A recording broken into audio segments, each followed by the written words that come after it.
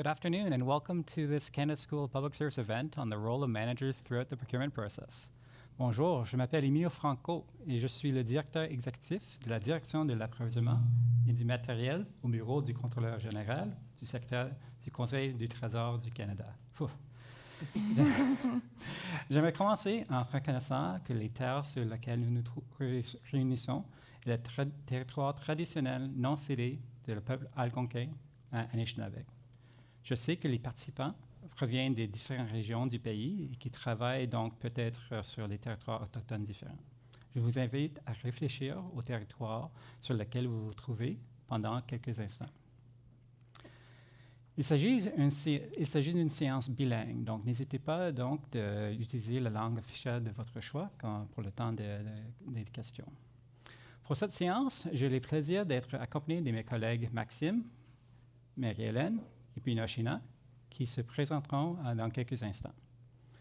La discussion aujourd'hui porte sur les rôles des gestionnaires tout au long du processus d'approvisionnement.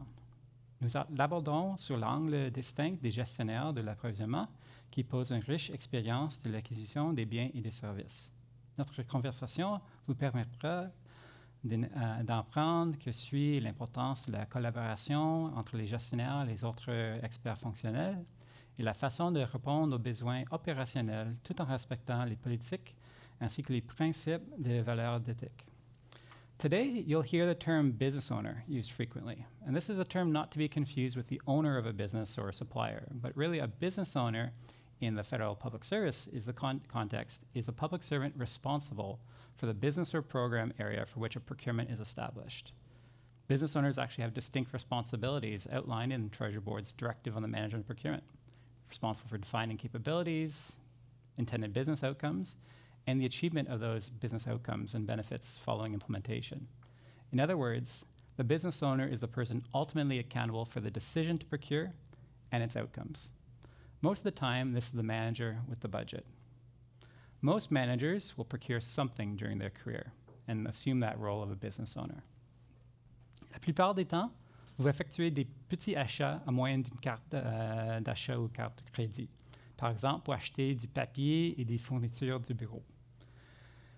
L'équipe chargée de l'approvisionnement de votre secteur n'interviendra probablement pas, mais il s'agit un approvisionnement.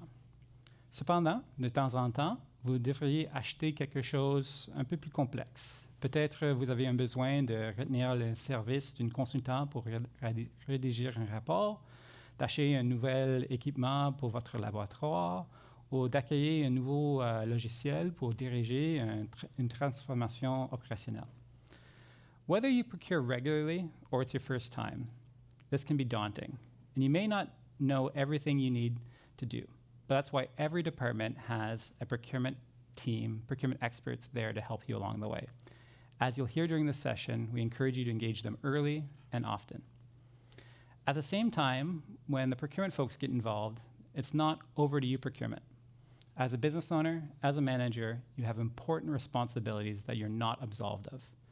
The decision to buy, what you're buying, ensuring it's delivered, and importantly, how you conduct yourself with vendors are all core responsibilities that you maintain. And of course, whenever there's money involved, risks about integrity and conflict of interest can clearly follow. We'll be paying particular attention to this in our discussions, as I'm sure many of you here today to find out how you can stay out of trouble when procuring. And I'm sure with the Auditor General's reports from this week, it's fresh on our minds. But don't worry today, we are not here to scare you away.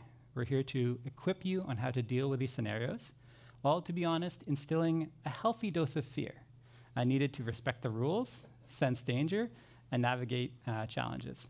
Just like a heavy piece of equipment, if you know how to use the tool, it can be very good and very safe and very helpful, but also a little bit dangerous if you're not using it carefully. Sans plus tarder, je cède la parole aux conférenciers afin que se présenter et vous donner un très bref aperçu de leur rôle respectif dans le domaine de l'approvisionnement. On va commencer avec Maxime. Merci, Emilio. Donc, moi, je suis Maxime Tauvette, directeur exécutif à EDSC, Employment Social Development Canada. I am in charge of procurement, material management, procurement policy for the Department of ESDC. Ça fait environ 18 mois que je suis avec eux. Avant de me rendre à EDSC, j'ai passé une quinzaine d'années, un petit peu plus, à travaux publics, donc en approvisionnement. J'ai travaillé sur plusieurs grands projets, dont avec Emilio, sur notre système d'achat d'approvisionnement. Ensuite, j'ai travaillé sur le programme de la modernisation des versements des prestations à EDSC, en fait, qui est un genre de programme pour renouveler le logiciel qui est derrière les paiements de prestations canadiens, que ce soit pour l'assurance chômage, l'assurance de vieillesse, des choses comme ça.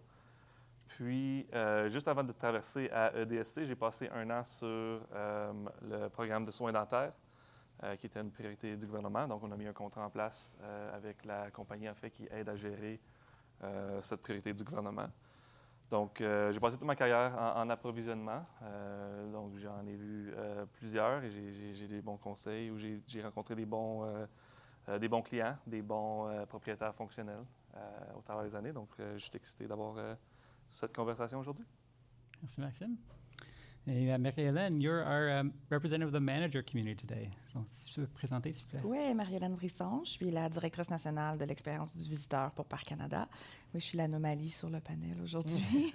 Ça fait 10 ans que je suis à Parc, puis c'est principalement là où j'ai mon expérience en tant que gestionnaire fonctionnel pour plusieurs contrats.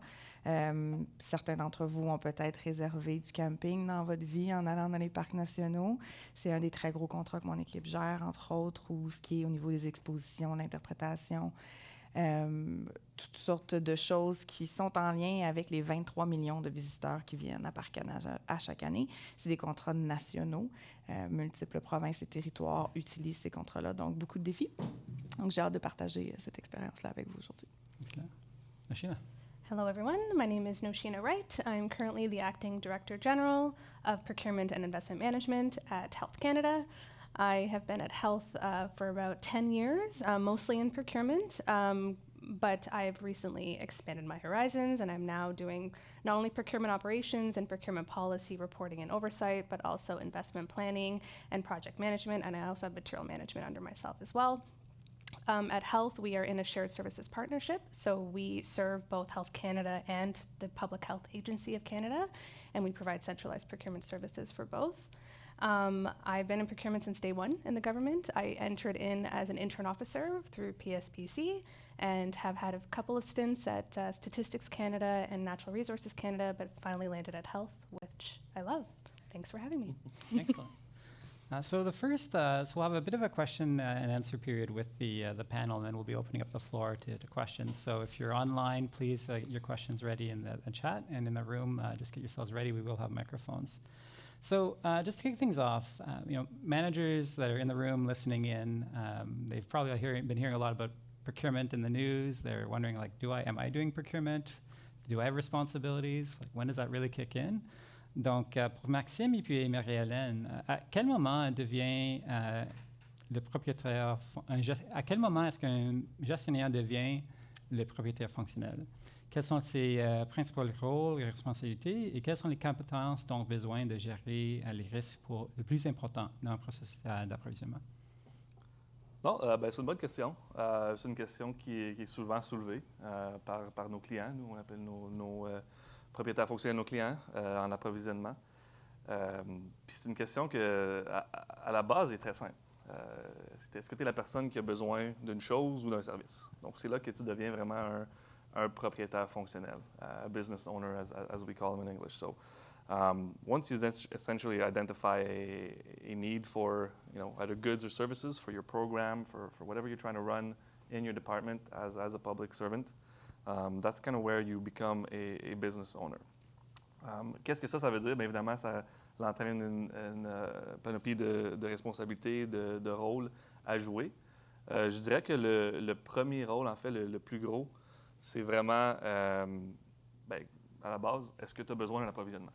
Donc, la première chose que tu devrais te poser comme question quand tu deviens un propriétaire fonctionnel, quand tu as un besoin, c'est est-ce que la façon de remplir ce besoin-là, d'obtenir ce service ou ce bien, c'est en faisant un approvisionnement. Puis je ne dis pas ça parce que je veux diminuer les volumes de mon équipe puis on ne veut pas faire d'approvisionnement, mais c'est vraiment la question que vous devez vous poser à la base. Et la raison est simple, c'est qu'il y a plusieurs façons d'obtenir les choses au gouvernement, puis Ça, Emilio a parlé, on voit souvent des approvisionnements dans les nouvelles qui se ramassent dans les journaux. Souvent, c'est soit parce qu'il y a eu des erreurs ou parce que peut-être que l'approvisionnement, ce n'était pas la meilleure façon d'obtenir ces services. Donc, c'est la question que vous devriez vous poser en premier lieu. Puis c'est quelque chose que vous faites à chaque jour sans y penser. Je parlais avec Emilio et Nishina juste avant de s'asseoir ici, puis juste pour me rendre ici, j'ai pris ces décisions-là en tant que propriétaire fonctionnel de savoir comment je me rends à la salle. J'aurais pu payer pour prendre le train, qui est un approvisionnement de services de train. J'aurais pu marcher, où ça ne m'aurait coûté rien. J'ai décidé de prendre le stationnement, prendre ma voiture, puis payer, faire un approvisionnement pour payer pour le stationnement. Donc, c'est certain que c'est la première chose à vous demander. Puis, la façon dont vous allez acheter des choses, c'est là que vos services d'approvisionnement, ils vont vous aider. Nous, on est formés, mon équipe, on est formés pour connaître tous les politiques, toutes les règles de l'approvisionnement. Puis, en faisant vos décisions, bien, on va vous rappeler, avez-vous pensé aux normes d'accessibilité? Avez-vous pensé à la politique verte, le green procurement?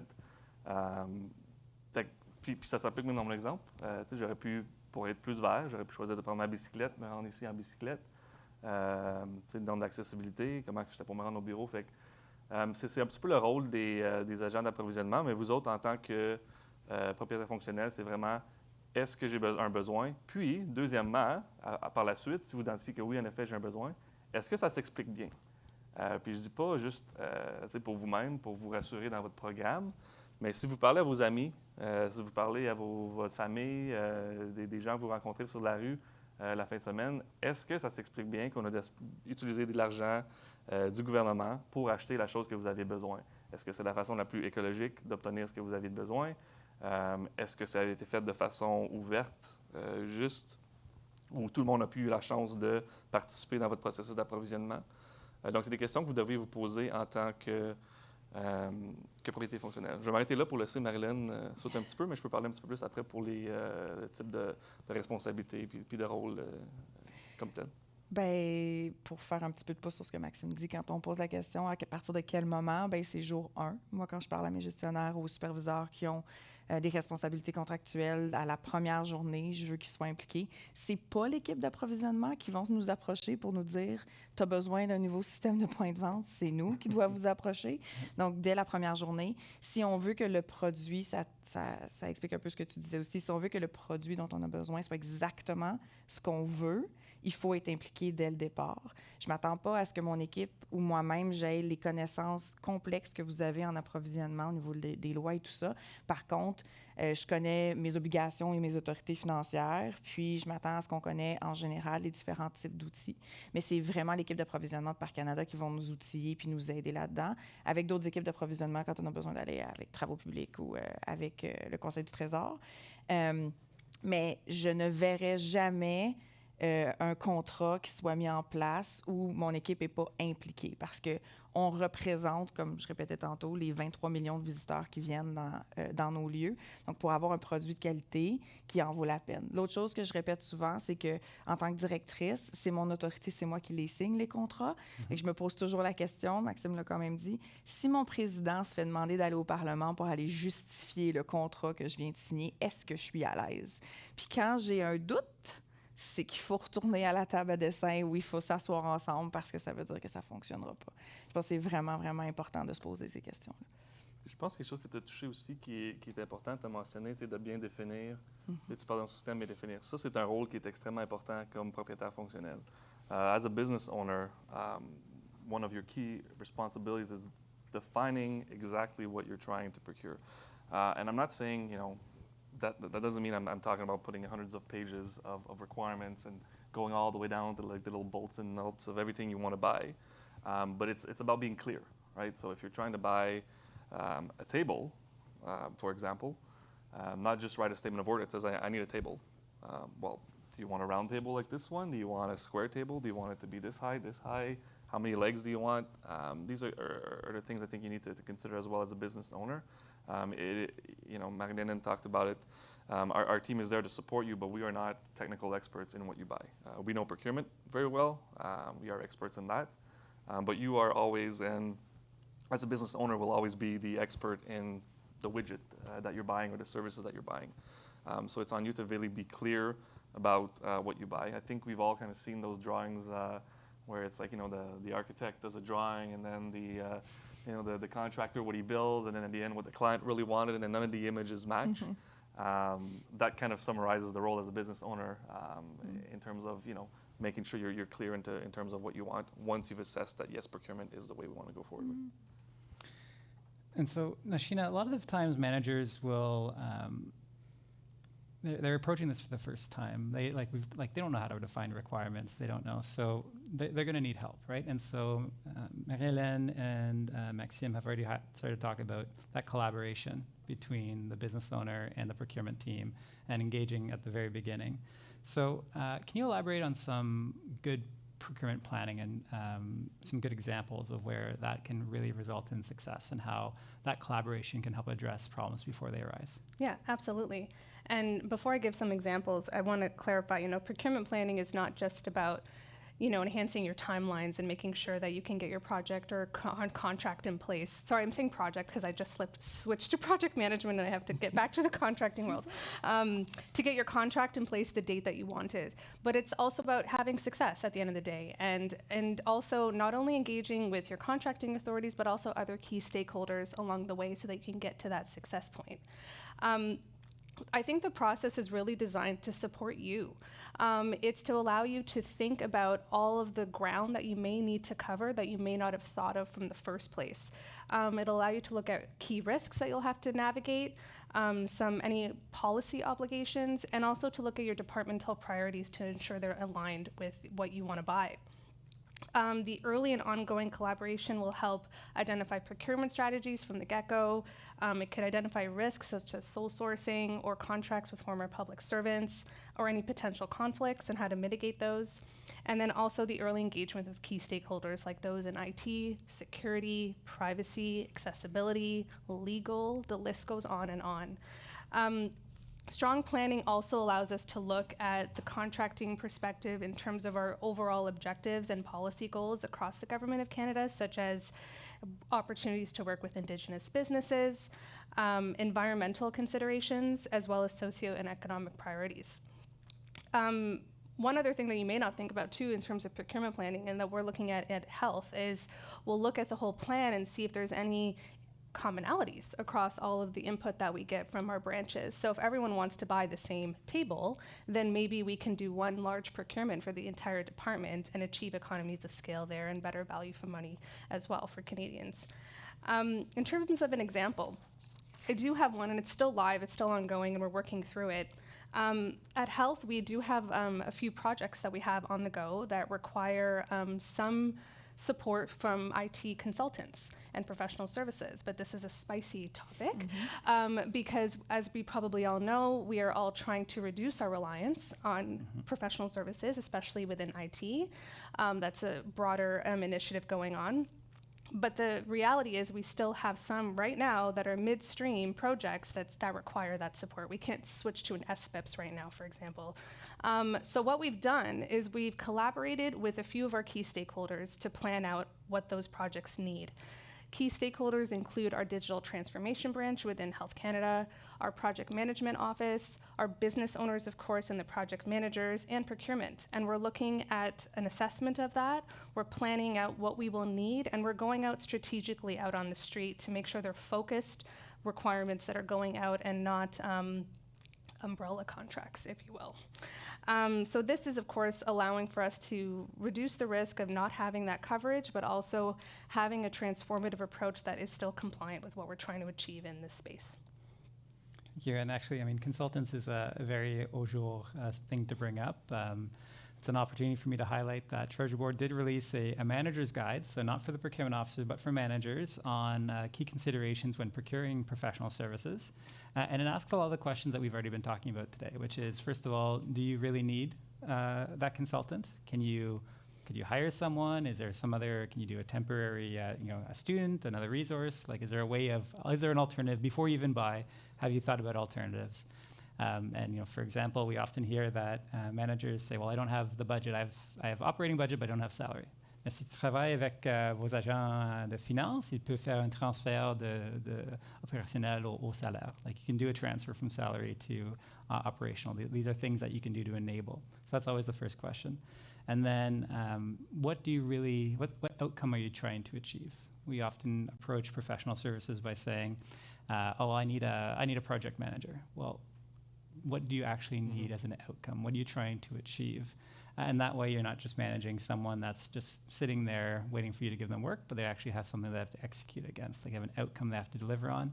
And then when you finally pay them, you're paying them not for them sitting at a desk or virtual, but you're actually paying them for what they produced. So you're getting better value out of what they've achieved. And so these are things that are highlighted in our manager's guide.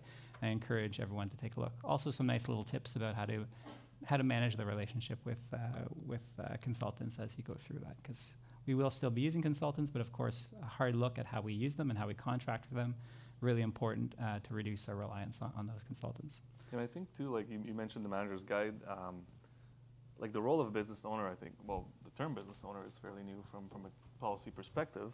The role has always been there, but us addressing it, I think, that kind of shift or change in terms of the role that the business owner plays has evolved over time as well, right?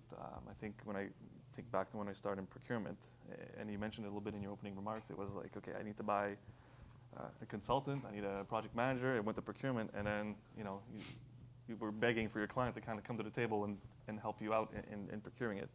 I think those policies being updated comes out with, more and more there's recognition that as a business owner, it's no longer give it to procurement, and then when they find me my person, they'll tell me my contract's in place and I can get to work. I think your role as a business owner is throughout the process, and then even after the contract's awarded especially, you play a very large role in terms of managing the contract, right? Your contracting authorities are there to support you, but you're the ones, we'll take the consultant example, you're the ones dealing with the project manager, getting the reports, getting the work that they're doing, and if there's any issues with it, you're the ones that are responsible for flagging those to the contracting authority, who can then advise you on how we want to proceed. More and more, you hear as well in the news or in any articles about, is Canada getting value for what they're buying? That's something that should be at the back of your mind constantly, right? So if you're paying for a project manager that we're paying $3,000 a day, and as Emilio was just saying, he's sitting there waiting for you to give him work. Go back to Marilyn mentioned, would you tell your deputy to go to Parliament and explain that? How we paid someone $3,000 a day to sit in our office and wait for us to sign work, right? So I think that responsibility doesn't stop at, okay, I've identified my outcome, I've identified what I need, I wrote it down in a nice statement of work for them. All right, procurement, go and get my contract, and we'll see you in a few months. I think that it's important to keep in mind that your role kind of goes throughout the whole process, even all the way through contract closeout, right? Absolutely.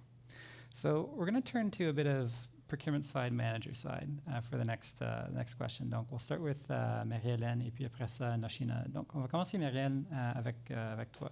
Donc, quels sont les plus grands défis que vous avez relevés en tant que gestionnaire qui a des responsabilités pour être impliqué dans les approvisionnements? Dans les dernières années, ça a surtout été parce qu'on a quand même renouvelé des énormes contrats, subséquemment, comme en même temps, un peu alignés. Ça a été de faire comprendre à notre équipe de gestion supérieure qu'on ne peut pas faire un contrat sur le coin d'un bureau.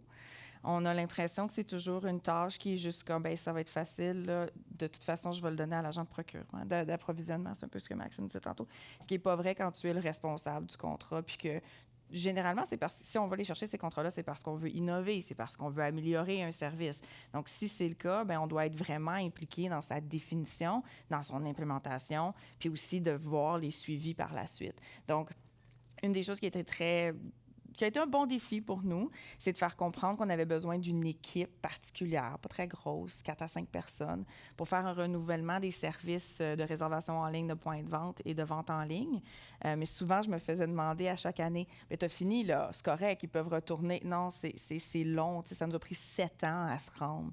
Pour éventuellement, l'équipe de gestion réaliser, « OK, mais une fois que tu as fini un contrat, ils peuvent faire autre chose, comme il y a un autre contrat en arrière. » Oui, il y a un autre contrat en arrière qui s'en vient parce qu'après 4 ans, tu sais, on regarde nos années d'option et on renouvelle.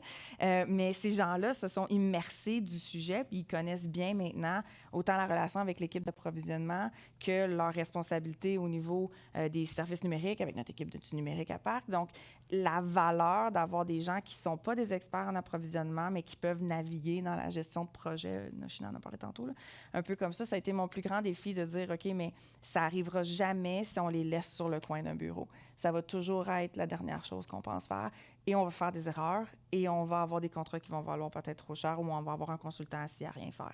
Fait que si on veut vraiment avoir une valeur pour ce qu'on paye, il faut mettre aussi le temps de nos équipes là-dedans. C'est exact. Et souvent, on trouve, pas souvent, mais on trouve que les gestionnaires doivent vraiment savoir que ça a besoin de leur attention sur le contrat, sur les livrables. Et c'est pas quand le contrat est en place, l'agent d'approvisionnement ne sont pas souvent impliqués.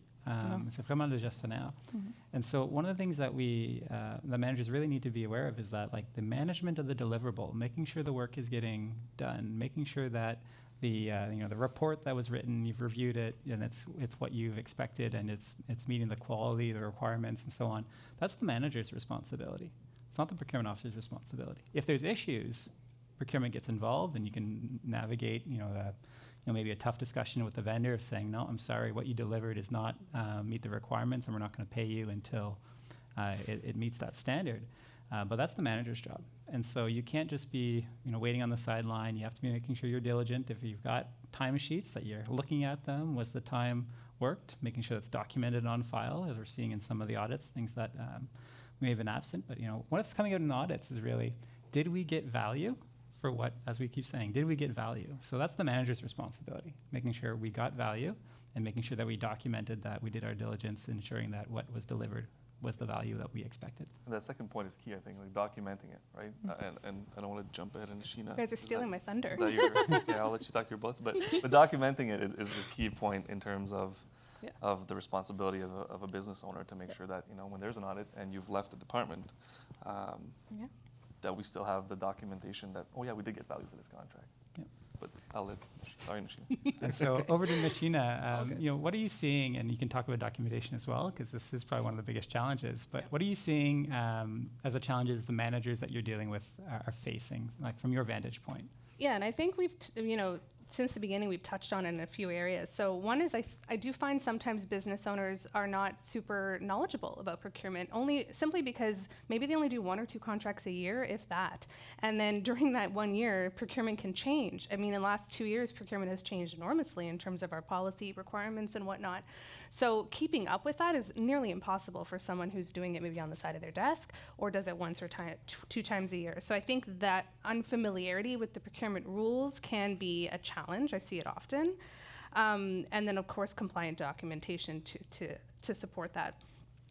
Sometimes I see that business needs are not clearly defined from the forefront, and then that can lead to many challenges down the road. If your statement of work from the beginning is not clear, and then you didn't get what you asked for at the end of the day, then you're not getting value for money, and you may have to start the whole procurement process over again to get what you actually wanted, let alone dealing with the vendor performance issues if there are any. The unclear business requirements can have a lot of effects, such as scope creep as well, vendor lock-in, procurement delays, or mismanagement at the end of the day. Another thing I find sometimes is conflicting heads, I guess, between procurement and the business owner, because sometimes we're looked at as a barrier or the bad guys, but what we really are is your strategic enabler. We're trying to help you. We're a partner. We are not your enemy. We're your friends. If we help you, you help us, because I think we all want to get to the same point. We want you to be successful in your contract, but we also want the contract to be in alignment with our legislation and policies and compliance. So we all want the same thing, and it's easier if we work together rather than separately. And early engagement and procurement planning helps with that. I'll put that pin in there. One other item I see often is in terms of security, privacy, and compliance. These are new spaces, I think, or new-ish spaces for some business owners, and they don't realize the implications that it could have on their procurement, and they don't plan for it accordingly. So that could lead to unplanned delays. So especially with IT, I find. So if you find that that could be a part of your process, make sure to engage early so that you can avoid those surprises later on. And another one I had was in terms of the side desk. It's your side job, which is natural, but that means that you have to lean more heavily on your procurement advisors and your experts. Most departments have checklists or centers of expertise that you can tap into, so make sure you go to them. And the last one I had is about articulating value for money, which you almost also touched on, Emilio. And that leads back to the strong definition of your requirement, strong evaluation criteria. If you're lacking in those areas, it will have a trickle effect when your contract is awarded and you're seeing it's not being as fruitful as you wanted it to be, or the outcomes are not where you want it to be, and they don't reflect what you want. So how can you mitigate these? What can you do? Engage early. Early collaboration, not only with procurement, but with your key stakeholders in those areas that I've already mentioned. Plan as much as you can. I know it's really hard, but it will help you at the end of the day. It'll help those around you that are touching on your procurement process as well. Make sure that you can have as clearly defined statements of work and procurement evaluation criteria if you are going competitive. It's based on what Max said. It doesn't have to be 100 pages, but it has to be clear and concise so that the industry knows what you want as well. Participate in sessions like this. So, go to training. There's a lot that's offered out there, and there's a lot of great resources. Take that upon yourselves to do that, and talk with those within your department as well. There's probably resources you don't even know that are there that are available. And the directive on the management of procurement does have very clear information about what your accountabilities are in procurement, as well as some annexes that are specific to professional services. So please take a look at that. And then in terms of monitoring the contract and vendor performance, Emilio mentioned that, you have an obligation throughout the entire duration of the contract from start to end to monitor the deliverables that you asked for. If you see problems, flag them immediately to contracting. They will help you to figure out what to do as a next step. They may even engage legal with you, things like that. So don't be scared. We're here to help support. And I find often we try to be good Canadians with our suppliers sometimes, right? Like friendly, we don't want to upset them, but vendors, we can have friendly relationships with them, but they have financial interests in mind, and our job is to protect the financial interests of the crown. And so you don't have to accept a deliverable that isn't good quality. Work with your contracting officer if you feel that there's a big issue here that needs to be resolved. But don't be afraid to push back. I know they bring their high-priced talent to the room, and they sometimes are intimidating in their fancy suits, but or otherwise. But push back, protect the crown. That's your job as a manager. And where we really don't get good value is when we accept the thing that we're not going to use because it wasn't what we were looking for. That's the worst. The report that goes on the shelf because it wasn't quite good, but we'll just accept it and move on. That's poor value for money. Tu as parlé aussi au côté de sécurité, et on a noté dans le rapport de vérificateur général que la sécurité est un élément on n'est pas toujours suivant des processus. Donc, le besoin de vérifier que les codes de sécurité sont en place pour les fournisseurs, pour les consultants, avant qu'ils commencent le travail. Managers have a lot of responsibilities that go beyond just procurement: security, accessibility, environmental, all sorts of policies. And so it's tough. And procurement is there to help you with certain ones. But you mentioned earlier, Noshina, the involvement of all your other stakeholders, right? And so if you've got people coming in from on a contract, talk to your security office. What do we need to be doing? Is there anything that needs to be in place before they start? What do we need to check? Are there any restrictions on what they can do when they're in, on what equipment they can touch, on can they access the network? These are things that you have experts in your organization there to help you make sure that you're following the rules, because there's lots of different rules. Managers aren't expected to know all of them, but as a manager, you are expected to know where to go to get help, and that's a kind of core piece.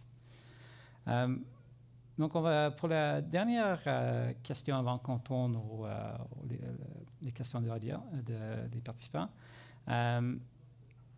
Basé sur votre expérience, based on your experience, we're starting to touching on that integrity element a little bit. So, How do we ensure that procurements are done with the utmost integrity, particularly in the context of heightened sensitivity, security? As I mentioned in the beginning, procurement's gotten quite scary, and it's fine if you get the right help, but that healthy dose of fear. So let's talk a little bit about integrity in procurement. I'll start maybe with Maxime. Sure. Non, c'est une bonne question. Puis, je parlais un petit peu plus tôt de le rôle qui a évolué. Puis, dans vos mises à jour avec les politiques du Conseil du Trésor, en lien avec le rôle du propriété fonctionnelle, il y a aussi le côté valeurs éthiques qui revient souvent. Donc, je pense, quand on parle de faire des approvisionnements avec de l'intégrité qui ne se ramassent pas dans les nouvelles, pour les mauvaises raisons, c'est arrivé dans les nouvelles pour les bonnes raisons, mais ça commence avec vous, évidemment, avec les individus qui participent dans le processus. Donc, en tant que fonctionnaire, on a tous la responsabilité de suivre le code de valeurs éthiques. C'est encore plus important quand on fait des choses avec le public, qui inclut des fournisseurs ou pour livrer des services pour le public. Donc, je pense que ça commence là. You mentioned, there's a lot of procurement rules and guidelines, and it can be scary. There's a thing I like to say, and I think some of my colleagues have heard me say this many times in our department, but procurement is not there to, put sticks in your wheels, right? Like, we recognize that our role is not directly to provide services to Canadians. We're there to support you in your job as, running programs that ultimately benefit Canadians. I guarantee you there's no one on my team, and I'm going to speak for Nashina's team, that sits there in the morning and think about ways, how can we complicate life for our business owners? Like, can we slow this program down and then just go and have a beer and laugh about it afterwards? Like, that's not the procurement role. On n'est vraiment pas là pour vous mettre des bâtons dans les roues. Ce qu'on fait, dans le fond, c'est pour vous protéger. Notre rôle, c'est un petit peu ça. On a des politiques, des règlements, des guides qui sont développés dans le but ultime de faire certain que vous ne vous ramassez pas dans les nouvelles parce que vous avez fait quelque chose sans le savoir. On a parlé plusieurs fois, je pense, aujourd'hui, dans le sens où on dit que nos propriétaires fonctionnels ne connaissent pas l'approvisionnement. C'est pas dit méchamment, c'est parce que c'est pas votre rôle. Juste comme que moi, je connais pas, je suis pas un expert en sécurité, en ressources humaines ou en quoi que ce soit. Nous, on est des experts en approvisionnement. Puis quand on dit non, vous ne devriez pas faire ça, c'est pas parce qu'on veut vous rendre la vie difficile, c'est vraiment pour vous protéger.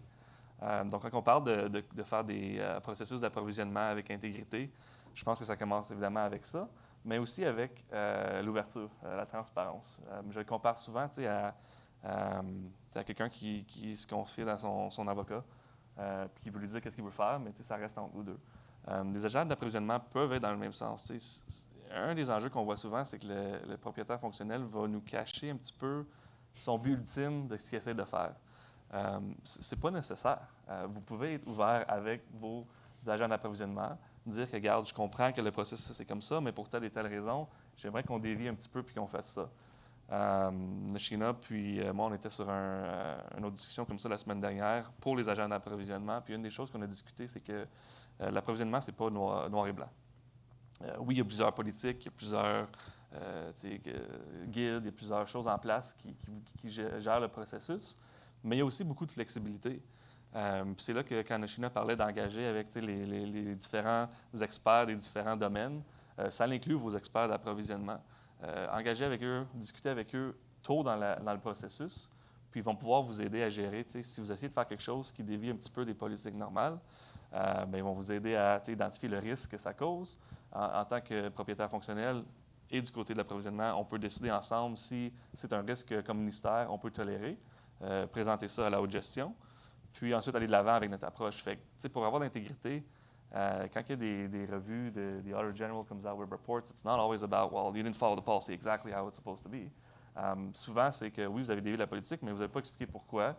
Vous n'avez pas dit pourquoi. Donc, nous, on prend pour acquis que ça a été fait de mauvaise foi, puis là, c'est là que le rapport est un petit peu plus négatif. Donc, c'est correct de dévier, mais c'est important de savoir de quoi on dévie, premièrement, d'accepter le risque que ça apporte, puis faire certain que c'est bien documenté, que oui, dans ce cas-là seulement, on dévie parce qu'il y a une telle et telle raison qui l'explique. Donc, quand on parle d'intégrité, c'est un petit peu ça aussi, d'être ouvert avec le processus, d'être transparent, non seulement avec les fournisseurs, mais à l'interne même avec tes différents conseillers d'approvisionnement, sécurité, IT, tout ça. Là.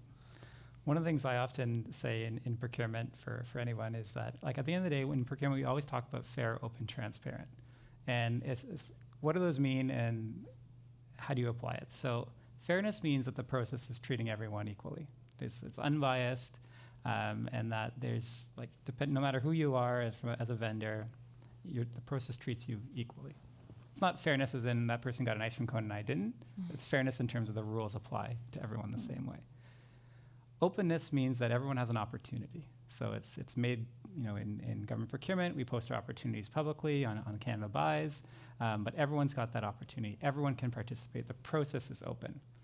And transparency means that the rules of the game are available to everyone. You know how the government's going to review your submission. You know how you're going to be evaluated. You know what the terms of that contract are going to be. The rules are clear to everyone. And so when you're a client trying to do something that might be a little bit different, often what procurement will say is, okay, how do we apply these principles of fairness, openness, and transparency to achieve that outcome? And I often say, as long as you're saying what you're going to do, saying it publicly, and doing what you said you would do, in procurement, you can almost do anything within the bounds of law and kind of legal and ethical constraints. So it's a great point. Hélène? Ben, sans répéter trop, là, je pense qu'il n'y a personne qui arrive à la table qui ne veut pas être intègre là, quand il s'assoit dans un projet. De toute façon, puis je pense que les gens ne le réalisent pas eux-mêmes que c'est ça l'enjeu. T'sais. Ils s'assoient là, puis ils font leur petit quotidien, puis ils ne connaissent pas nécessairement les règles de tout au niveau de la sécurité, au niveau du numérique ou quoi que ce soit, puis ils se mettent dans le pétrin. Donc, pour moi, je pense que c'est de changer aussi tout ce qui est l'aura autour des agents d'approvisionnement. I've heard a lot of "it's a pebble in my shoe, it's kind of a problem". Fait qu'au lieu de voir ça comme ça, pour moi, c'est de voir comme un catalyseur, comme une opportunité. Puis ça fait partie d'un rôle de gestionnaire fonctionnel, d'un directeur ou d'un gestionnaire de section, de s'asseoir avec tous les intervenants à la base en commençant un projet, puis en disant, bien, on est tous dans le même bateau, là. On a chacun nos petits rôles à jouer, mais on est tous dans le même bateau pour arriver à nos fins. À la base, je pense que les gens qui viennent chercher vos services d'approvisionnement, on est tous des gens qui veulent innover, on est des gens qui veulent moderniser, on est des gens qui veulent que le gouvernement soit vu comme un précurseur, comme avancé, pas comme archaïque et encore en retard. Fait que l'idée, c'est de se mettre ensemble dès le départ. Puis je pense que là, on va gérer peut-être cet enjeu-là d'avoir une perception de manque d'intégrité. Yeah, I completely agree with everything. And I guess I'll say one more area that we could probably touch on is in terms of mitigating potential conflicts of interest as well to uphold the integrity in the procurement process. So whether that's like real, apparent, potential, conflicts of interest can happen at any point in time throughout the whole procurement process. And it's important to keep that in mind as you're involved with the procurements as well. And sometimes it can be super apparent, like, we're not supposed to award a contract to our spouse. That's clear. We're not supposed to do that. But there could be other times when, you're at a party and you see a potential bidder that is part of your solicitation, and you don't know this person, you don't really communicate with them, but it could be perceived that there could be a bias there and you're involved with that process. So that could be something to keep in mind. And at the end of the day, what you can do is, do your gut check as normal. Or if you think, if we still have newspapers, if you think that this could be a headline on the newspaper one day, that's probably a trigger for you to recuse yourself from the process.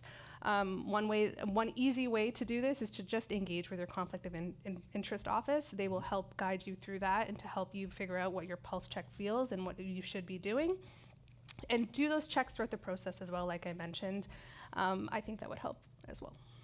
J'aime que tu as mentionné les conflits d'intérêts parce que actuellement, on a lancé un guide sur les conflits d'intérêts dans l'approvisionnement. Ça se fait quelques mois passés. Donc, c'est un guide qui était préparé encore, pas juste pour les agents d'approvisionnement, mais les gestionnaires. Et ça inclut des avis, comment de voir s'il y a des potentiels pour un conflit d'intérêts et comment gérer ça pendant le processus. So, at Treasury Board, we like our guides these days. So we have a guide on conflict of interest that we released a couple months ago. That is actually quite helpful in understanding how conflicts of interest can arise in procurement. And they can come from very obvious places, like you mentioned, but also some less obvious places that I think are important to conceptualize and think about how we make sure that those are addressed in a process. Michel a soulevé un bon point aussi dans speaking of conflict interest. c'est un autre domaine où vous n'avez pas besoin d'être un expert. Si Oui. vous n'êtes pas certain, comme Noshine a dit, vous avez des groupes à l'intérieur de vos ministères qui peuvent vous aider. La pire chose à faire, c'est se poser la question si, je ne sais pas si c'est un conflit ou pas, je ne dirais pas rien, puis c'est pas grave. Ça va vous en venir au visage. Il y en a des exemples, plusieurs exemples dans notre monde de l'approvisionnement où il y a des gens que ça donnait que son ami d'enfance, il avait une compagnie puis il n'a pas pensé parce que lui, il ne fait pas l'approvisionnement. Il a fait une compétition, ils se sont fait voir dans un restaurant ensemble, mais c'était des amis de base. Mais la perception était que, ben, regarde, lui, il a gagné un contrat la semaine d'après dans ce ministère-là. C'est à cause de ça qu'ils ont gagné, puis l'approvisionnement a dû recommencer. Fait que si vous n'êtes pas certain, juste de déclarer, puis s'il n'y a pas d'enjeu, ben, votre groupe va vous le dire. C'est pas une question où, s'il y a un conflit, on vous met à la porte, puis vous ne pouvez plus travailler pour le gouvernement. C'est vraiment juste de plus, encore une fois, être transparent, être ouvert, puis dire, regarde, oui, j'ai une relation avec telle et telle personne. S'il y a quelque chose qui arrive, ben, je vais être obligé de m'enlever. Puis ça permet au processus de rouler un petit peu plus. So, on the subject of integrity, let's talk about, and then we'll turn to questions. The things that, like beyond conflict of interest, what are the little things that managers, well, not little, but the things that managers could encounter that are those kind of mini ethical situations? And I'm thinking, like we actually released recently as part of new procedures a list of things that managers have to sign off on that they didn't do before they award the contract, right? And so that the vendor wasn't involved in preparing the statement of work. And that's something that can happen when you're engaging with vendors, or you have a vendor that you're working with and they're helping input into requirements, and then you release the procurement and they bid on it, right? So these kinds of things create integrity issues. So there's some checklists there to make sure you're following some rules. But maybe we'll touch on just the classic one, and then we'll go to questions. Can you talk to a vendor? Absolutely. The follow-up is about what? I think that's the bigger question. Je pense que c'est souvent ce qu'il y a aussi, c'est qu'on n'est pas ici pour vous faire peur, puis Emilio l'a mentionné, c'est pas de ne pas avoir de relation avec les vendeurs. C'est important, dans votre rôle de propriétaire fonctionnel, d'avoir une bonne relation avec les vendeurs, mais c'est la façon dont vous le faites. Si vous avez un contrat avec un vendeur, puis vous parlez de choses qui ont rapport au travail, absolument, ayez le plus de conversations que vous pouvez pour s'assurer qu'on a le produit qu'on veut. Où il faut faire attention, puis encore, c'est là que vos agents d'approvisionnement peuvent vous conseiller. C'est par exemple, je ne peux pas aller m'asseoir avec mon ami qui a une compagnie ou la famille qui a une compagnie, puis discuter de, regarde, il y a ce gros contrat-là qui s'en vient, là, on travaille dessus, personne ne le sait, mais prépare-toi, là, tu vas pouvoir mettre ta soumission, puis voici ce que tu devrais faire. Another case, and I'll let you jump in, but another case that we see often, and in light of the changes that the Treasury Board rolled out as well, is you have a consultant that's working with you, and naturally they're in the office together day in, day out. You become close, you work on a thing, and then this contract comes to an end. You still need the services for whatever reason, for another project, for something down the road, and you know what? I've been working with so-and-so, and I think it'd be perfect. So you go and tell them, okay, there's going to be a contract coming out. Go and give your name to such and such company, and then they'll put you forward. So these are examples of things you cannot do. The simple answer, can you talk to the consultant? Yes. Depends about what. And if you're not sure, talk to your contracting officers. Yeah, as your business owner, that's happened to me a couple of times. The more you do RFPs out there, the more your name is out there, the more they write to you, the more they want to meet with you, the more they have a product to offer you. So I say, go see your values and ethics, folks, because the first time you're like, oh, finally, there's people out there that know what I want. But then when the sixth one comes along, you're like, oh, hold on, maybe I'm doing something. You get excited as a business owner because you're like, somebody who knows what I want. So that's a little touchy, because then you get into a space where when you're going to be renewing, or if it's a bit of a gray zone for me in terms of I like being able to sit. You meet them at conferences. In the recreational world, we have a variety of conferences, and then you show up, right? And you're like, I've been seen with this person. I have their business card. What do I do? It's still interesting because we're in a world of innovating and making sure we stay at the top of the trends in tourism in my world. So it's important, but I manage them really tightly with within the confine of that conference, not special lunch afterwards, right? It's Well, there's a tough, way though. to do it too, right? Yeah, Like, yeah, I think yeah, like but engaging, and Emilio talked about fairness, openness, transparent. It's fine to talk to suppliers. If you're going to talk to suppliers, be open about it. Yeah. Hey, I want to talk to anybody that has any information on this topic. Yeah. That way, no one can turn around afterward and say, "Well, you were so friendly with this Yeah. one." I also had knowledge of something you wanted, but you didn't give me the chance to share with you. So. Yeah. No. Sheena? Yeah, I generally agree. So yes, I think you can talk to vendors, but you should be cautious, is what I'll say, and be careful how you do it. You don't want to give them the perception that by talking with them, they're going to get a contract from that, or that any quote they give you locks you into that either. So you have to be careful how you word things to them as well. But it's part of market research, right? To see what's out there and what can serve you at the end of the day. But when it comes down to officially getting that requirement, you will of course have to go through contracting. So what I normally tell folks is if you are trying to get a gauge on market in general, do an RFI, which is a request for information, which can be facilitated through your procurement officer and your procurement team, because everyone will then at the same time get the same information at the same time. There is no risk for non-transparency or any bias at that point. So Demos is another one we see a lot of. which one? Sorry. Demos. Yeah, demos. Right? Yeah. So you'll get clients that say, "Oh, I got contacted by this company. There's no cost, so I'm just going to go and use their software for 6 months." And then to your point, Sheena, you end up in the procurement process, and it's now an unfair advantage that you got to use someone else's software. There's nothing wrong with demos, right? But to take it back to your point, can we talk to suppliers? You can go out, do an RFI, we have many documents in procurement we can use to go out and seek, demos from many companies, and then you get to see all of them. And you'll be way more advanced in your procurement process than if you've done it in the back end. And then we find out, there's a procurement process, and turns out now everything is unfair because we've been using a software for 6 months. Right? I often say getting market intelligence is important. It's actually encouraged. So, and there's various ways of doing that. But once you're at the point where you're really kind of turning into, I'm writing requirements, I'm in that kind of procurement mode, like that's where it really needs to close things off, start having the conversations through the right procurement channels, and keep things in that, again, fair, open, and transparent. And Sheena, I just want to touch on, because you mentioned, you do have to be careful when you talk to vendors. Like, as a manager, when you're dealing with a business, you are, no matter what level you are and what you may feel about your level, you are representative of the Government of Canada. And if you tell a vendor, yeah, that sounds like a good idea, go and, I'm interested, go and do a little bit of something, and then, I'd like to see what that looks like. You've verbally potentially established a contract. And they can come back and say, hey, well, we just did a month's worth of work. Here's my bill. And they do. and they do it. It happens, right? So you do, you are a representative of the Government of Canada when you're engaging with a vendor. You're not just a manager or whatever level you are. And you can say, well, I didn't have the authority to enter into. Well, they don't know that. And so they presume that you're telling them things as the Government of Canada. So it's important to understand that being clear and being careful in terms of those interactions, because you can commit the government to various things.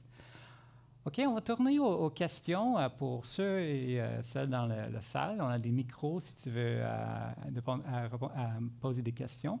Et puis, on va commencer avec une question en ligne. So we talked a little bit about documentation. It requires work, but do you have any tips for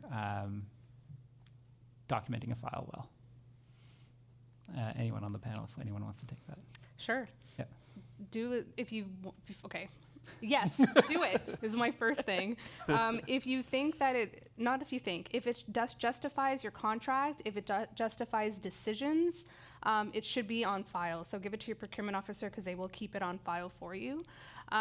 Documentation is extremely important. We all went through a couple of audits this year in terms of procurement, and that was a common theme I saw across the results of the audit. Is there was a lack of documentation to support what happened during the process of a contract, whether it was pre-contract award or post-contract award. So as business owners, you do have an obligation to make sure that you are documenting well. This can be any communications you have with vendors during the process or after when the contract is awarded, whether you're changing maybe some small tweak in your requirement that is allowed through the contract, of course, to just ensure that when you do get a timesheet, it's like, yes, they did X, Y, and Z, and here is my agreement to that.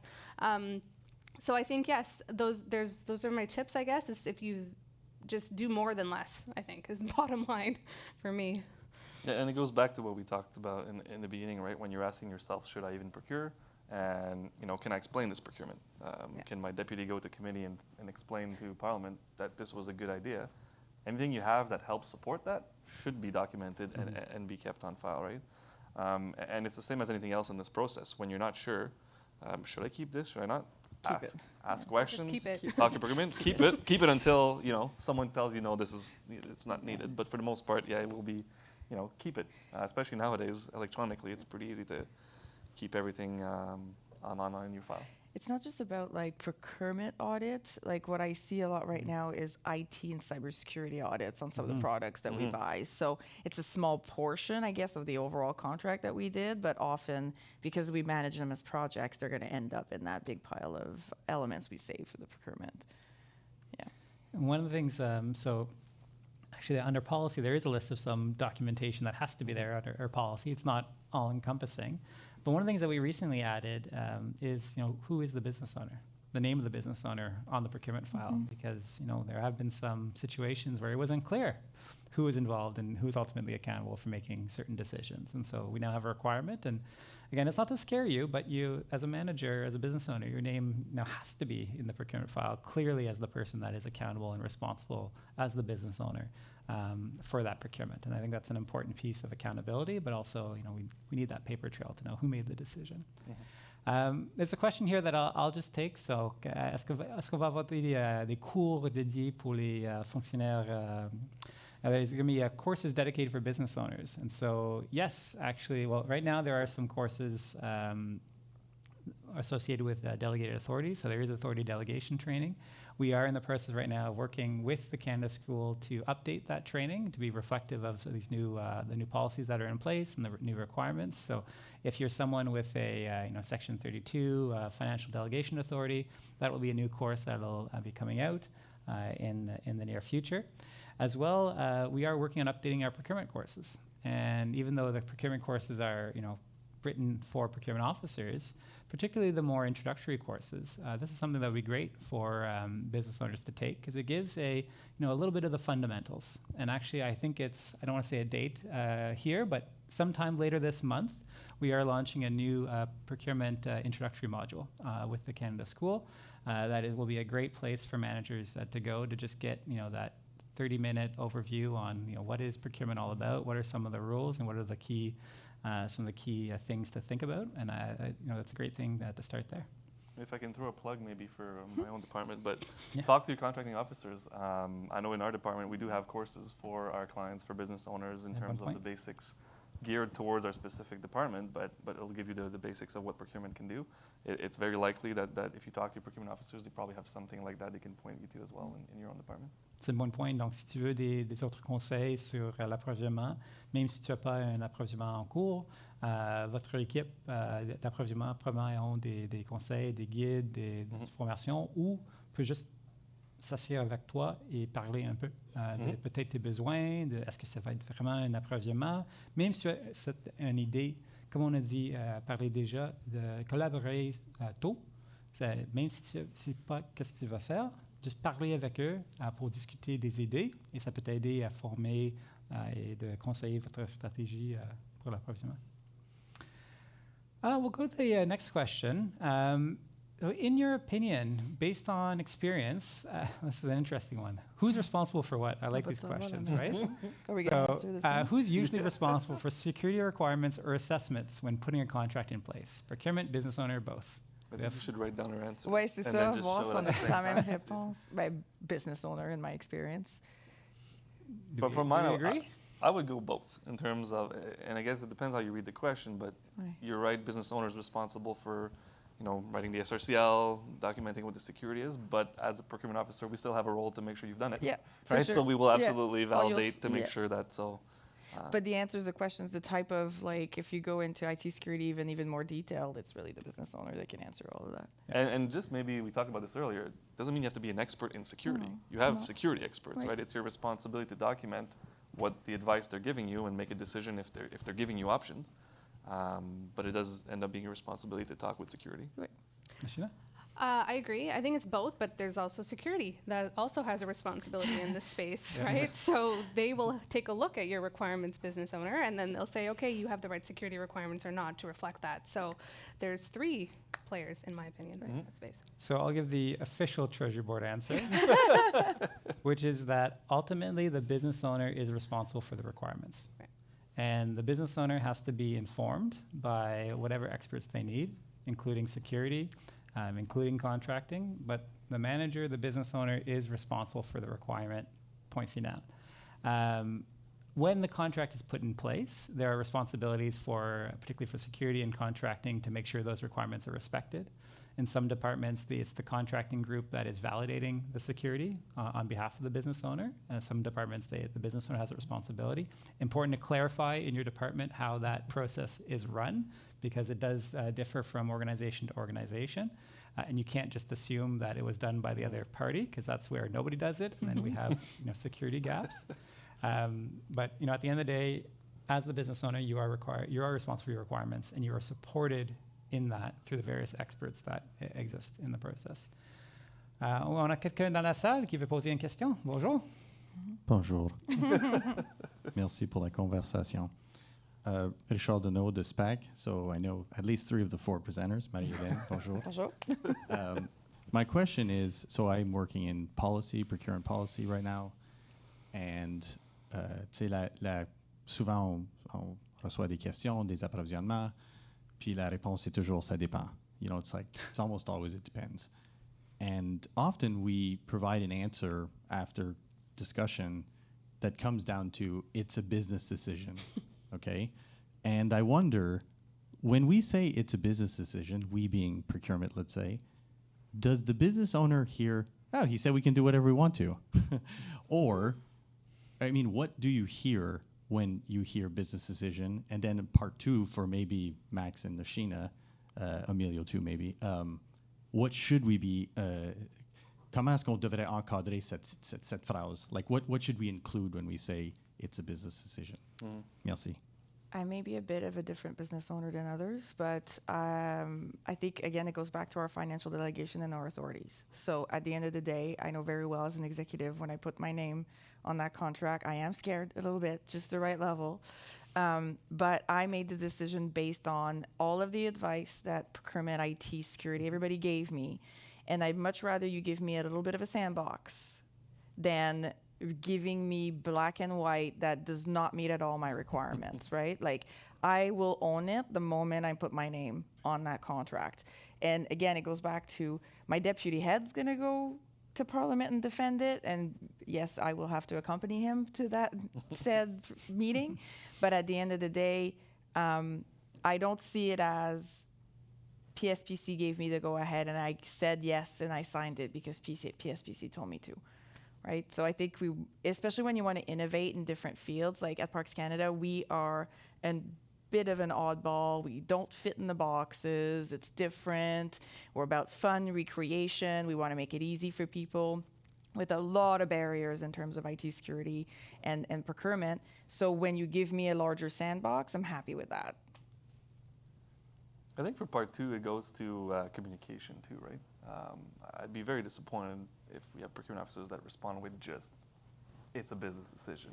I know we're stretching your example to the extreme here, but j'aime croire que, puis on a parlé un petit peu de communiquer, puis d'engager early dans la discussion. I think with the business decision, and I know we do have a few probably procurement officers listening in, you have a responsibility as a procurement officer to provide that sandbox that you're talking about. What are the limits of what you can do within that business decision? And that can only happen through communication, right? On doit s'asseoir et discuter avec nos clients. Et puis pour tous les propriétaires fonctionnels qui nous écoutent, si vous ne recevez pas ce service-là de vos agents d'approvisionnement, retournez les voir. Puis dites-leur, regarde, c'est ma décision, mais expliquez-moi, je peux-tu donner le contrat à mon épouse? Ah non, OK, ça c'est trop loin. OK, fait travaillez avec eux pour limiter c'est quoi le sandbox que vous pouvez jouer dedans avec. Là. Yeah, I agree. I think that it's up to us to equip you well to make that decision, right? So there's, varying levels of risk, and it's up to us to show you, okay, here's risk 1 and how high is it and what to think about, the pros and cons, and all the way down to the lowest risk so that you can decide what makes sense for you. But yes, at the end of the day, you have to own it. And I tell that to my business owners too, because it is up to them, but it's our responsibility to equip you well with that. It's not, like, we talk about a lot of rules in procurement, but at the end of the day, like, most of those rules are principles as opposed to hard, you have to do this rule. And as you mentioned, like, maybe it was because you trained me, Richard, but I always remember one of the first things I learned. All of us. Yeah, you did. One of the first things I learned in procurement was the answer to any procurement question is it depends. Like that is, it is a gray. It's an art, not a science to some extent. And so that does mean risk tolerance on certain questions, right? Now, you always have to stick to your fair, open, transparent, and then there are boundaries to that have higher, result in higher risk. But it also means that any kind of procurement decision will come down to what you're trying to do, the risks involved, the risk tolerance of the business owner, and the risk tolerance of the contracting authority. And so sometimes those don't always match up. You could have a very risk-adverse business owner, very risk tolerant, contracting authority, and then you make a decision that's based on that. The flip side can be very frustrating for a lot of managers. They say, well, I'm comfortable taking this risk, and the contracting authority says, no, I'm the one signing the contract, I'm not comfortable with that. So there are ways of course, managing that, having that conversation, but this is something that we need to navigate. And again, I think when we look kind of going forward, the pendulum has focused a lot on risk aversion in the procurement process, of course. And a lot of that is because rules aren't being followed. And so we have to make sure that rules are being followed, that we're respecting those rules. But those rules also provide a lot of flexibility. And with a government that's focused on delivery, we will probably have to look at that calibration as we go forward. But again, those rules are there. They are clear. Auditor General has said it multiple times that they're clear. We just have to make sure they're followed. Question on that side? Merci. Oui, bonjour. Mon nom est Jean-François Hamelin de Transport Canada. Merci beaucoup pour le panel. We recently seen an increase in the development of artificial intelligence. Mm-hmm. From a managerial perspective, do you think that it's going to affect the role of managers? As an example, like defining the scope of work, and what about the integrity that comes up with the use of the artificial intelligence? Thank you. Interesting question. That's a new one. Yeah. No, it's a very good question. I don't know. I can jump in. I think we could probably do an entire panel on that topic. Yeah. But je pense que l'approvisionnement, c'est pas différent d'aucune autre région ou groupe au gouvernement, or in your private life. I think AI is here. It's part of our life now. But I think in terms of procurement, in terms of the integrity of a procurement process, I think you have to look at it as a tool, right? It's a tool. It doesn't replace your responsibilities as a business owners, my responsibilities as a procurement officer, your security responsibility, for security colleagues. But I do think it's something that can help, right? You can use it to bounce ideas off of it. Sometimes we think we write, I'll go back to my description of a table, and you can describe it as best as you can, and you can write 15 chapters on it. And then we put in an RFP, and we go out, and we have an RFP that ends up being 9 months with 735 questions. So I think... Is that a dig? No, but that was my RFP. Lived experience. It was a self-dig, maybe? I don't know. A joint dig. Good lessons learned from that, though. But I think, it can be a tool where, in that example of my table, you could plug it in there, obviously respecting your department's, protected B and all those measures. But if it's something that can be shared in there, you plug it in there, can you help me, the simple prompts as explain this to a 5-year-old. Oh, now my table is super clear. I can now take that, work with that, build it into your requirements. I don't think we're at a point yet, and hopefully never, but it'll replace all the public servants in terms of, well, now we have, ChatGPT. We don't need to do RFPs anymore. Let's just ask them who the winner is, and they'll tell us which company we can hire, right? But I think it can be a tool that can help, clarify certain things and get us there.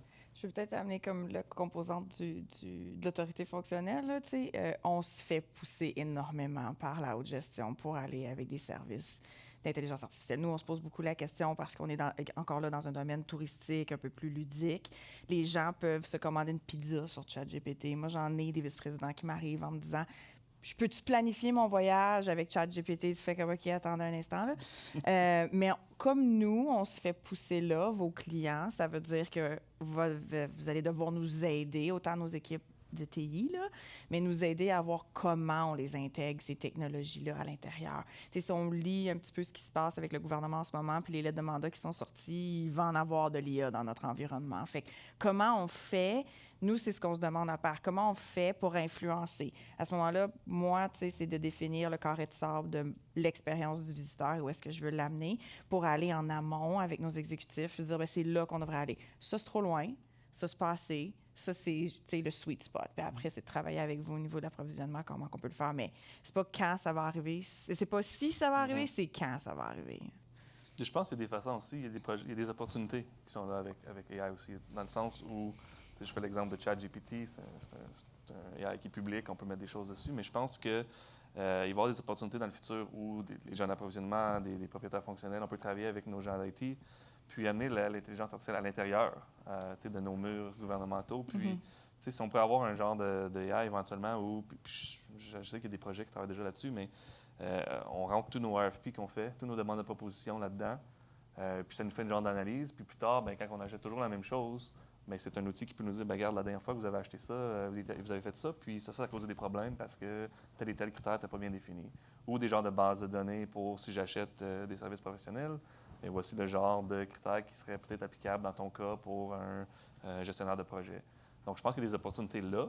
Je ne suggérerais pas de faire ça avec les outils à l'externe en ce moment, mais c'est des projets, puis vous, comme propriétaire fonctionnel, c'est des projets que vous pouvez certainement aussi mettre de l'avant, d'essayer d'amener ça à l'interne pour vous aider dans le futur.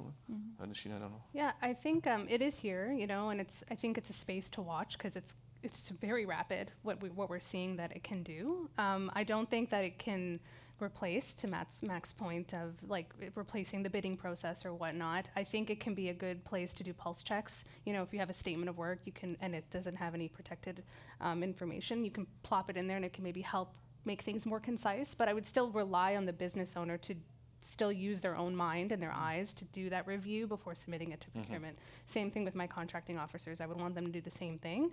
I do that myself with email sometimes, and I'll say, okay, make this sound more formal. And I'll look at it and I say, well, this is not actually what I want it to say, so it's not perfect either. So, and it doesn't sometimes connect all the dots that I want it to either. So I don't think we're there yet, but it's fast-paced. It's coming. It's here. It's just, where is it going to take us? I'll take it back to the business owner has responsibility for their requirement. And so if you're using a tool to help generate that requirement, that's fine.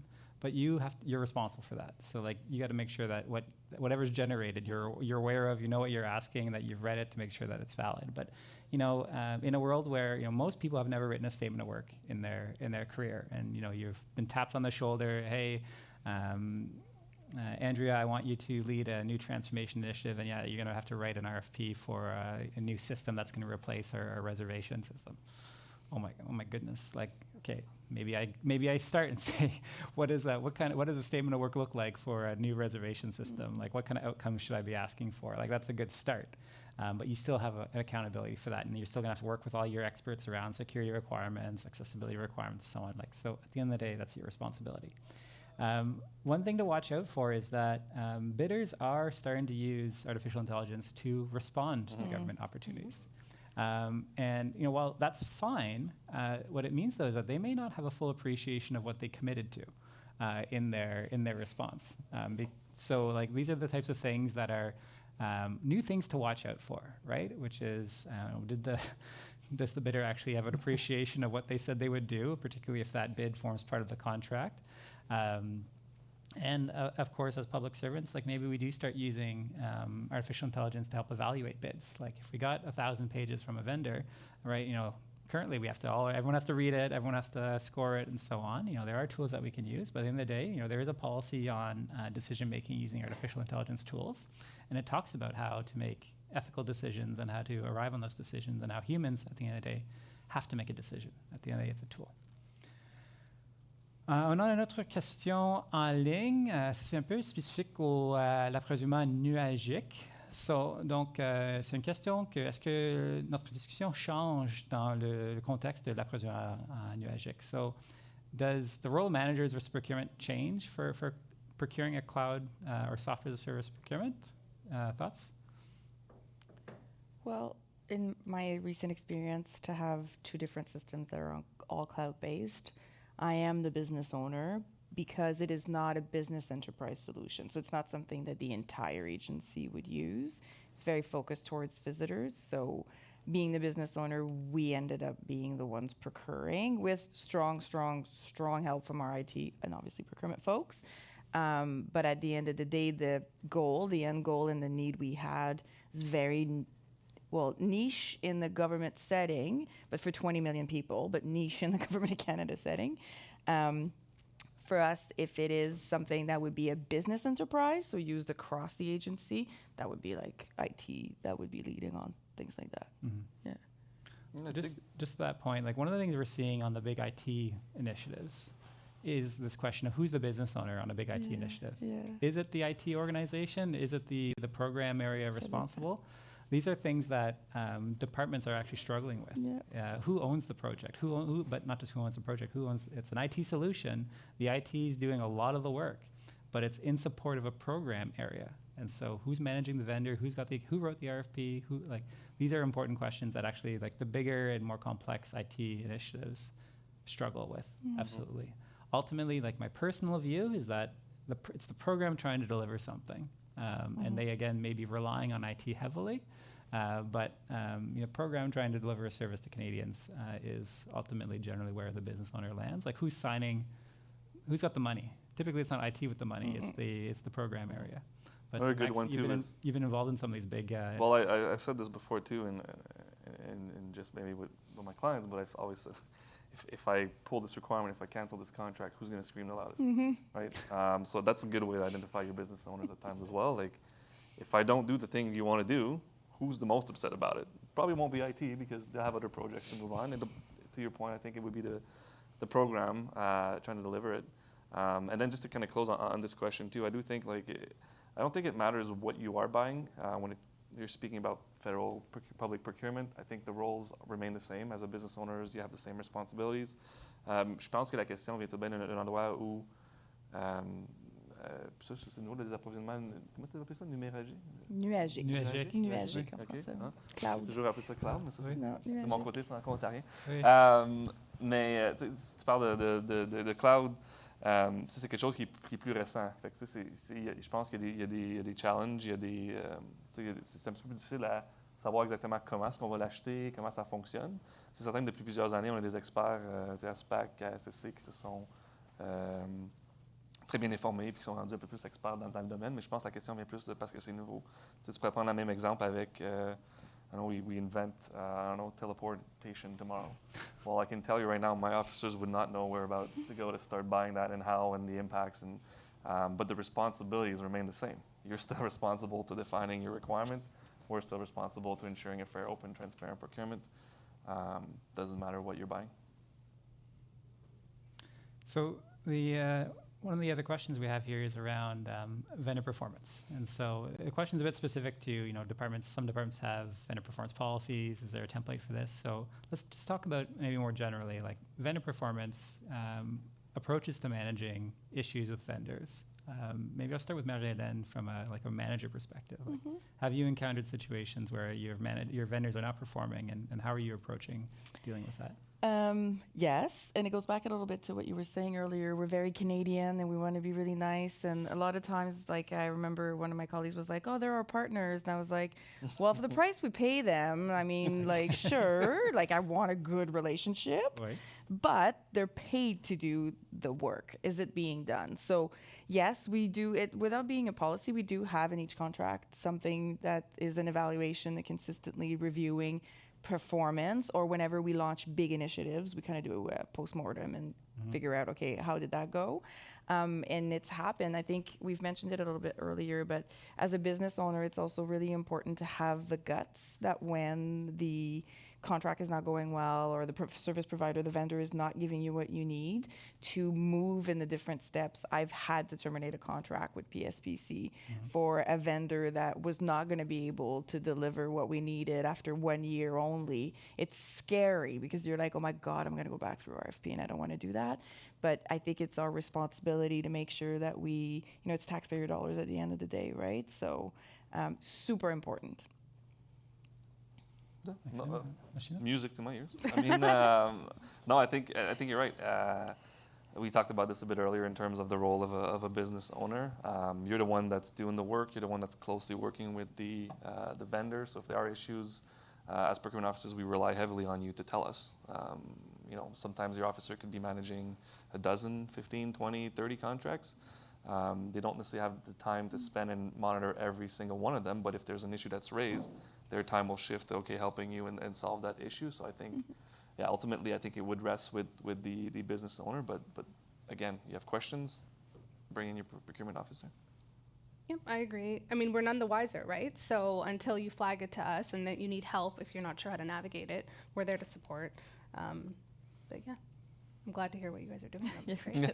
It's not fun. No, it's not easy for sure, but it has to be done, right? Absolutely. Donc, avec quelques minutes qui restent, peut-être, we'll do a final lightning round, a minute each. What advice would you give to managers trying to navigate the procurement world? Engage early. Our most is, as soon as you think you might have a procurement, not you have one, you think you might have one, bring in your procurement team. Have that conversation, and they'll be there to advise you. I think sit down with a friendly colleague, because I'm trying to add to what you guys are going to say. Like, being a business owner and you're not familiar with finance and procurement is super scary. Like, you feel like you're not, you guys are speaking jargon sometimes to us, right?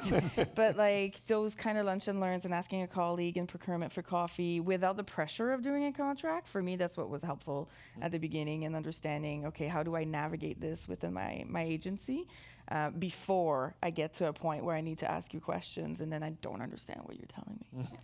Yeah. I would say plan and also engage early. Tap into the resources that you have available to you, and if you don't know, ask. Someone will help you. I think whatever domain you're looking at, HR, procurement, finance, IT, everyone wants to help each other. That's what I found. Some people are scared to talk about it though, but if you just ask, people will help you. So just ask. Everyone's there to help. Fantastic advice, and I'll maybe kind of cap that off with saying, like, as a manager, you're not expected to be an expert, but I'll go back to what I said before. You are expected to know what your responsibilities are, and to exercise those appropriately. And so, one of the things I highlighted at the beginning is that business owners have responsibilities under policy. Many of them don't realize that because it's just the procurement policy. Well, I'm not a procurement officer. Why would I read the procurement policy? Well, because there are specific responsibilities that you have, and that you should be aware of them. We've inserted reminders into the procurement process now. Many departments have various controls. We now have formal requirements that remind you of these responsibilities. And again, it's not to scare you. It's actually to help you and help you know what those responsibilities are and help support you in achieving them. So with that, I'd like to extend a big thanks to Maxime, Marie-Hélène, Noshina for your participation today as panelists, to all the members in the room and online for engaging in this conversation with us. As you've heard, the role of managers or business owners is key to the success of a procurement process. You are responsible, accountable, but you have friends. They are there to help you. Engage with them early, engage with them often. Les gestionnaires ne devraient pas hésiter à demander de l'aide supplémentaire auprès de collègues bien versés dans ce domaine au sein de leur organisation. Vous avez tout un groupe d'approvisionnement quelque part, souvent dans le groupe de finances, qui est là pour t'aider. Tu peux parler avec tes superviseurs, le cadre désigné pour l'approvisionnement, les autorités contractantes sont toutes là encore pour t'aider. Même s'ils ne sont pas dans l'approvisionnement, des personnes qui ont participé dans les approvisionnements dans le passé peuvent t'aider, donner des conseils, des avis, et tout le monde est là pour t'aider.